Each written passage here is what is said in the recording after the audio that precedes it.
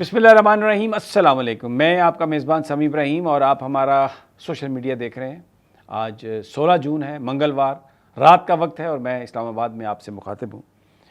बड़ी एक अहम गुफ्तगू की है ख्वाजा आसिफ ने कौमी असम्बली में और एजेंसीज़ के किरदार के हवाले से उन्होंने बात की है। लोग ये सवाल उठा रहे हैं कि ख्वाजा साहब ने इस मौके पर यह गुफ्तगू क्यों की। और एक और भी चीज़ देखने में आई, जिस वक्त वो ये तकरीर कर रहे थे और जब इस हिस्से पर वो पहुँचे जहाँ वो सियासत में एजेंसियों के किरदार पर बात कर रहे थे, तो टेलीविज़न पर उनकी तकरीर ऑफ हो गई। 5 मिनट के बाद दोबारा उनको लाइव दिखाया गया जिस वक्त वो किसी और मौजू पर तकरीर कर रहे थे। ये सूरत हाल डिस्कस करेंगे। इसके अलावा फैसलाबाद के एक नौजवान राना साहब ने, जो राना अफजल साहब के साहबजादे हैं, मुस्लिम लीग नून के रुकन हैं, उन्होंने भी अब्रप्टली एक ऐसी बात की है जिससे ऐसा लगता है कि नून लीग के आसाब पर यह चीज़ सवार हो गई है कि उनका टाइम शायद जुलाई में ख़त्म होने वाला है। लेकिन जो प्रोग्राम का आगाज़, अच्छा आगे जाके मैं सुप्रीम कोर्ट के स्टेटस के हवाले से भी एक बड़ी इंपॉर्टेंट जो डेवलपमेंट है वो आपके साथ शेयर करूँगा। लेकिन जो ये वीलॉग है, इसकी जो मेन स्टोरी है वो अडयाला है।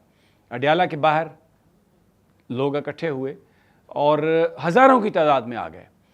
इतना बड़ा क्राउड आज तक अडयाला के बाहर, अडयाला जेल के बाहर इमरान खान के लिए नहीं आया।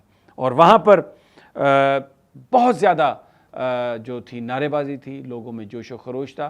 हालांकि मौसम गर्म था। मुलाकात की इजाज़त हम आपको बता चुके हैं नहीं मिली। और ये जो खबरें चल रही थी कि बहनें आज मिलेंगी या मुलाकातों का सिलसिला शुरू होगा, वो नौरीन साहबा जो इमरान खान साहब की हमशीरा हैं, उन्होंने कहा कि ये एजेंसियों की फैलाई हुई खबरें हैं, ये गलत हैं, ऐसा कुछ नहीं है। हमारा भाई ना कंप्रोमाइज़ करेगा और ना हम उस पर कंप्रोमाइज़ करेंगे। बहुत सारे कायदीन नहीं पहुंच सके। सलमान अकबर राजा साहब को रोक लिया गया।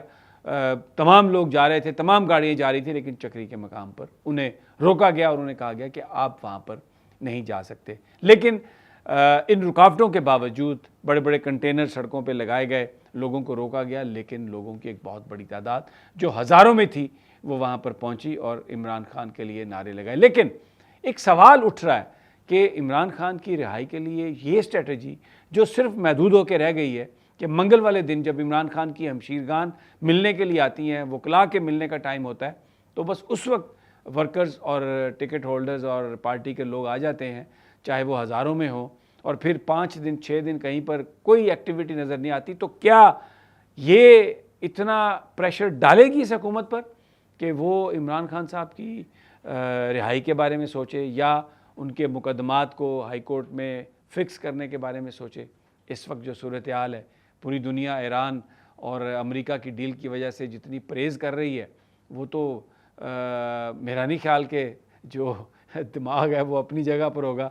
शहबाज शरीफ साहब तो नाच नाच कर असम्बली में भी और हर तरफ इसका क्रेडिट लेने की कोशिश कर रहे हैं। मैंने पिछले वीलॉग में भी आपको बताया कि सहाफ़ियों का जहाज़ भर के ले जा रहे हैं। लेकिन बहरहाल आज अडयाला के बाहर पीटीआई ने एक बड़ा एहतजाजी मुजाहरा किया और इसमें वो कामयाब हुए। अब लेट्स सी कि आगे कैसे चीज़ें अनफोल्ड होती हैं, लेकिन आज की जो कहानी है वो यही है। अब मैं आपसे बात करता हूँ सुप्रीम कोर्ट के हवाले से।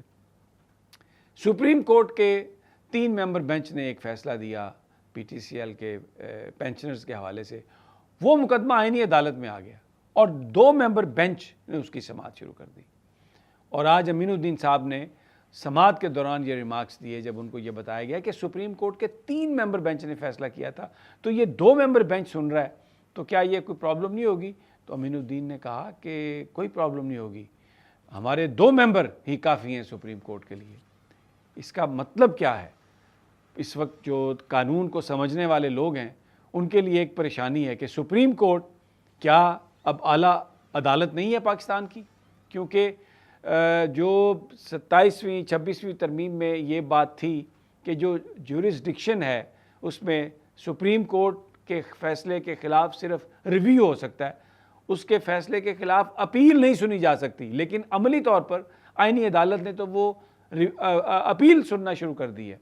इससे पहले मुनाल के हवाले से एक मुकदमा था, उसको जो सुप्रीम कोर्ट का फ़ैसला था उसको जिस तरह आईनी अदालत ने उठाया, तो बहुत सारे लोग ये कह रहे हैं कि क्योंकि ये वादा किया गया याहिया अफरीदी साहब से कि बस सुप्रीम कोर्ट के चीफ जस्टिस का नाम صرف آپ کے ساتھ یہ لقب لگے گا. اس کے بعد لوگ کہہ رہے ہیں کہ جو آئینی عدالت ہے وہ سپریم کورٹ کو ٹیک اوور کر لے گی, اور یہ جو سپریم کورٹ کے جج ہیں ان کو وہاں پر بھیج دیا جائے گا جہاں پر آئینی عدالت کے جج آج کل بیٹھتے ہیں.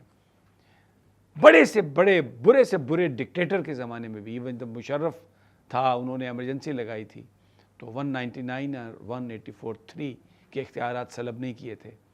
عوام کو انصاف دینے کے لیے, عام آدمی کو ریلیف دینے کے لیے قانون کے مطابق وہ شکیں ڈکٹیٹرز نے بھی رکھیں, لیکن یہ پہلا موقع ہے کہ پاکستان میں وہ جو شکیں تھیں وہ ناپید ہو گئیں, اور اس وقت اب عدالت کچھ بھی نہیں کر سکتی. اس سے پہلے ہم نے دیکھا کہ اسلام آباد ہائی کورٹ کو یہ آرڈر دیا ایمان مزاری کیس میں سپریم کورٹ نے کہ 2 ہفتوں میں اس کا فیصلہ کریں. اس بات کو 6 ہفتے ہونے کو آ گئے ہیں اور اس کیس کی سماعت وہاں پر نہیں ہو رہی. تو کیا یہ سپریم کورٹ جو ہے یہ صرف نام کی سپریم کورٹ ہے, اور یہ جو چیف جسٹس ہیں یحییٰ افریدی یہ آخری چیف جسٹس ہیں, کیونکہ یہ جو عہدہ ہے, یہ جو لقب ہے چیف جسٹس کا, جو نام ہے, یہ بتایا گیا کہ یہ انڈرسٹینڈنگ ہے اور یہ صرف اور صرف یحییٰ افریدی کے لیے. جیسے ہی وہ ریٹائر ہوں گے تو اس کے بعد آئینی عدالت اس کو ٹیک اوور کر لے گی. تو انڈیپینڈنس آف جوڈیشری کا جو کانسیپٹ ہے یا جو فنامنا ہے وہ پاکستان میں اب آلموسٹ ناپید ہو چکا ہے. اب میں آپ کو گفتگو سنواتا ہوں خواجہ آصف صاحب کی, جس کا میں نے ذکر کیا تھا. ذرا سنیے خواجہ آصف صاحب کی گفتگو. مجھے اسد کیف صاحب کا بڑا احترام ہے. میں نے ان کے گھر میں لیجسلیشن کے لیے میٹنگیں اٹینڈ کی ہوئی ہیں جن میں میں خود بیٹھتا تھا, پیپلز پارٹی کے بھی حضرات بیٹھتے تھے, اور اس میں ISI کے لوگ بھی بیٹھتے تھے, جنرل فیض کے بھیجے ہوئے لوگ وہاں پہ بیٹھتے تھے, اور وہ ہماری ساری گفتگو جو ہے مانیٹر کرتے تھے, اور جہاں پہ چاہتے تھے وہاں پہ وہ ہماری سمت بھی درست کر دیتے. یہ ایک کنفیشن ہے, ایک پولیٹیکل ورکر کی کنفیشن ہے, اور میں یہ کنفیشن اس لیے کر رہا ہوں کہ کم از کم تھوڑا بوجھ جو ہے میرے ضمیر کا جو ہے وہ ہلکا ہو جائے. اس ہاؤس کے تمام ممبران کو ایک فوڈ فار تھاٹ دینا چاہتا ہوں کہ سیاست میں جو ہے ٹھیک ہے نہایت گرے ایریاز ہوتے ہیں, لیکن بعض اوقات جو ہے ان گرے ایریاز کو جو ہے سکویز بھی کیا جا سکتا ہے, ان کو لمٹ بھی کیا جا سکتا ہے, شرنک بھی کیا جا سکتا ہے, لیکن ہم ان کو ایکسپینڈ کرتے ہیں اور منافقت کی نئی جو ہے منزلیں طے کرتے ہیں, نئی بلندیاں جو ہیں ان کے اوپر پہنچتے ہیں. اس میں وہ کیا فرما رہے ہیں, یہ بہت ہی ایک انٹریگنگ بات ہے. اس وقت ماضی میں ہوا ISI کے رول کی بات ہوئی, آج خواجہ صاحب جو ہیں انہوں نے یہ بات کہی اور کہا کہ میں یہ کنفیس کرنا چاہتا ہوں, میں اپنے اوپر سے یہ بوجھ اتارنا چاہتا ہوں.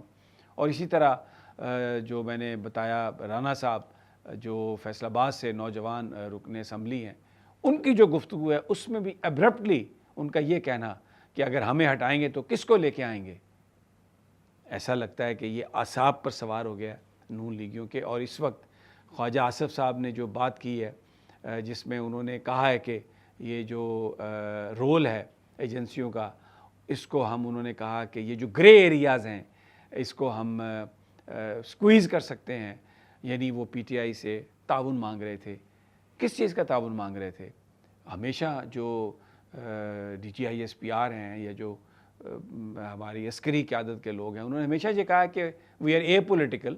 مین میڈیا ہمیشہ یہ بتاتا ہے, نون لیگ نے, پیپلز پارٹی نے ہمیشہ یہ کہا ہے کہ وہ اے پولیٹیکل ہے. اب اچانک یہ کہانی کیوں چلانا شروع کر دی گئی ہے؟ اور پھر ایک بڑا سوال ہے کہ کون سچ بول رہا ہے؟